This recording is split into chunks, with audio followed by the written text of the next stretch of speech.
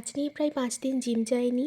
নিজের ইচ্ছে মতো উল্টোপাল্টা খাচ্ছি, কোনো কাজ করছি না, কাজে মন বসছে না, কাজের ওপর ডিমোটিভেট ফিল করছি। এই প্রবলেমগুলো আমি মাঝে মধ্যেই ফেস করি এবং নিজেকেই এগুলো থেকে বেরিয়ে আসতে হয়। তাই ভেবেছিলাম বিকেলবেলাতে একটু বেরোই, যদি মনটা একটু ভালো হয়। বেরোনোর আগে সুন্দর করে সেজে একটু রেডি হচ্ছিলাম। আমি মনে করি সার্ভাইভ করার জন্য সেলফ কেয়ারটা খুব ইম্পর্ট্যান্ট, কারণ আমরা যদি নিজেকেই ভালো রাখতে না পারি, না পারবো অন্য কাউকে ভালো রাখতে, আর না পারবো অন্য কোনো কাজ করতে। ঠিক যেমন একটা শূন্য কলসি কারো তৃষ্ণা মেটাতে পারে না। আজ ইচ্ছে করলো একটু স্মাচ করে ডিপ করে কাজল লাগাতে। কিছু কিছু মেয়ে বড্ড লক্ষ্মী হয়, তাদের খুশি হতে খুব একটা বেশি কিছু লাগে না। মন খারাপ করলে একটু সুন্দর করে সাজা, আর মাসের মধ্যে 2-1টা আনএক্সপেক্টেড ফ্লাওয়ার্স ছাড়া। গল্প করতে করতে রেডি হয়ে গেলাম।